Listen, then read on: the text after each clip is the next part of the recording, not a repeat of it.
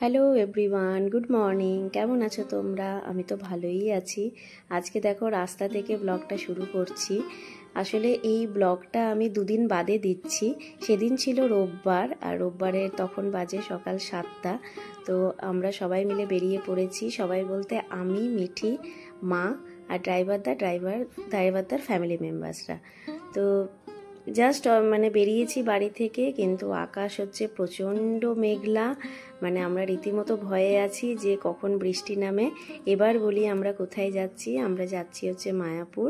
তো এই দেখো গাড়িতে আমি, পেছনে ড্রাইভারদার ওয়াইফ, মা, মিঠি, আর একদম পেছনে ড্রাইভারদার ছেলে আর 2 রিলেটিভস। তো যাই হোক, আমি দুদিন বাদে এই ব্লগটা দিচ্ছি। কিন্তু বিশ্বাস করো, সেই দিনকে যখন আমরা বেরিয়েছিলাম বাড়ি থেকে, এত মেঘ, মানে আমরা তো ভাবছিলাম বৃষ্টি মানে পাবো হয়তো পুরো। কিন্তু যাই হোক, ভগবানের কৃপায় সেদিনকে আমরা কোনো বৃষ্টি পাইনি। হ্যাঁ, বৃষ্টি আমাদের এদিকে সাইডে হয়েছিল, বাট মায়াপুরের সাইডে কোনো বৃষ্টি ছিল না। প্রচণ্ড রোদ। আমরা মানে গরমই লেগেছিল আমাদের সেদিনকে ভালোই। দেখো আমরা তো এক জায়গায় নেমেছি। এটা কি NH34? এই যে আমরা সবাই চা খাচ্ছি। জান, আমি কফিটা করে নিয়েছিলাম, চা না অ্যাকচুয়ালি কফি। কেমন হয়েছে কফিটা? দারুণ হয়েছে। বাকিরা, মা আর আরেকজন, ওরা সবাই ইয়েতে রয়েছে, গাড়িতে রয়েছে।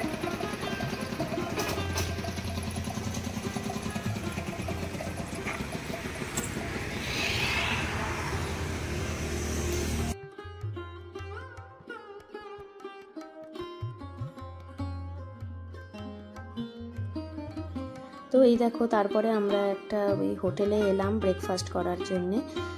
এখান থেকে মায়াপুর আর মাত্র আধা ঘন্টা দেখাচ্ছিল। তো যাই হোক, এখানে কিন্তু খাবারের অপশন প্রচুর ছিল। তো আমি আর মিঠি একটা ধোসা আর কি হাফ করে খেয়েছি, আর বাকিরা সবাই ডালপুরি আর ওই ছোলার ডাল আর মিষ্টি এটাই খেয়েছে।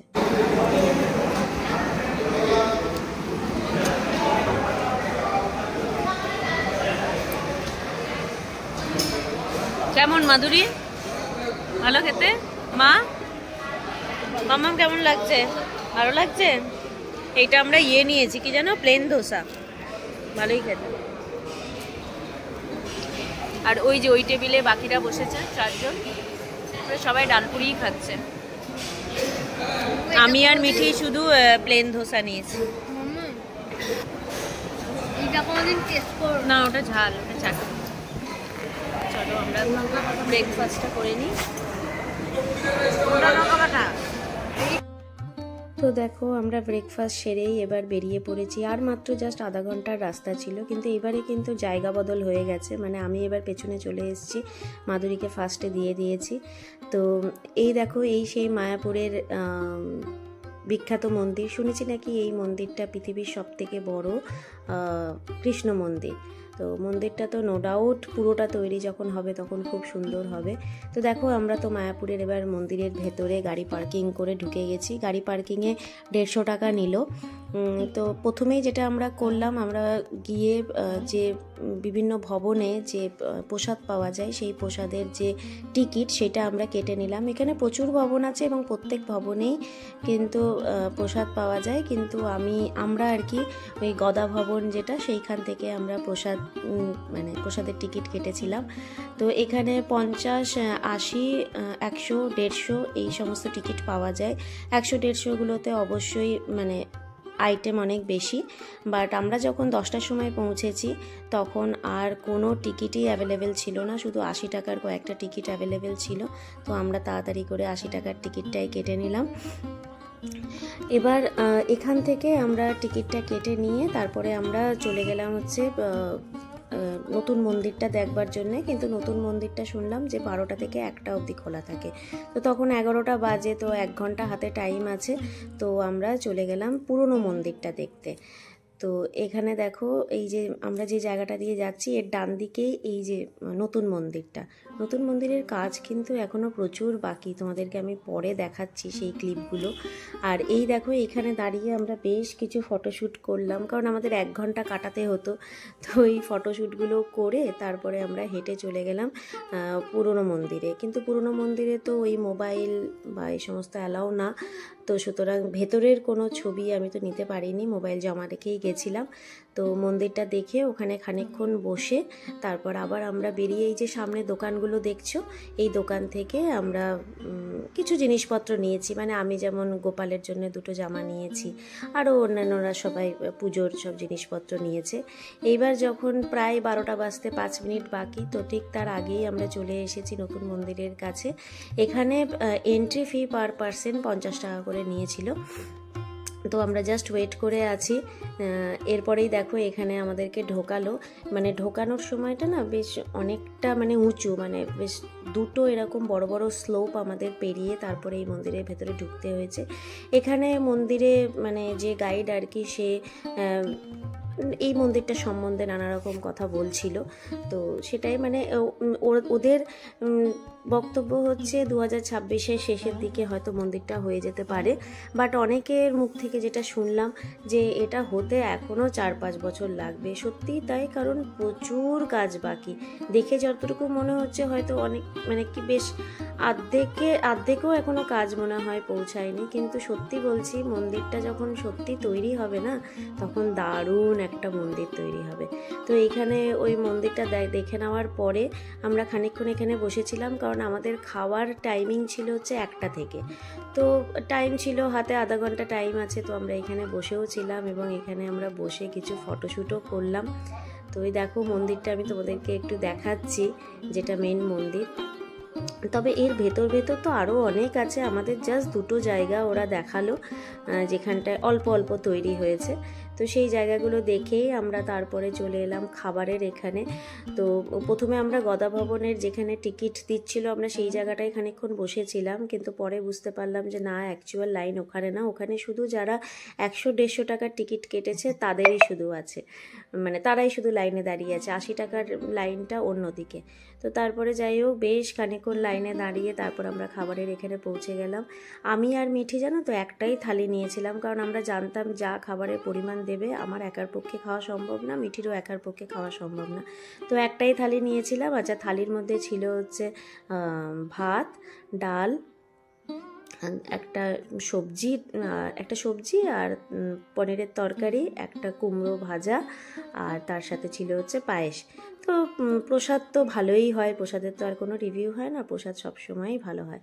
তো আমরা এটাই খাওয়া দাওয়া করলাম, পেট আমাদের একদম ভরে গেছিলো।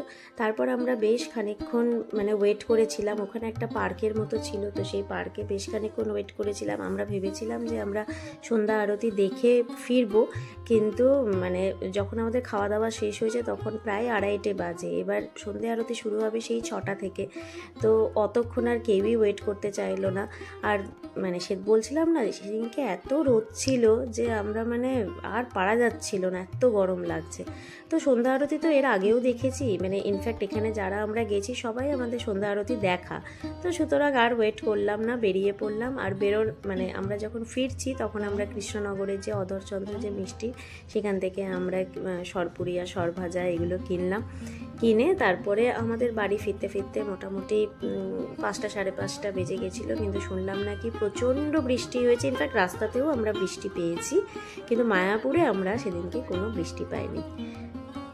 হ্যালো, আমরা এই জাস্ট ঢুকলাম বাড়ি। কটা বাজে বলো তো?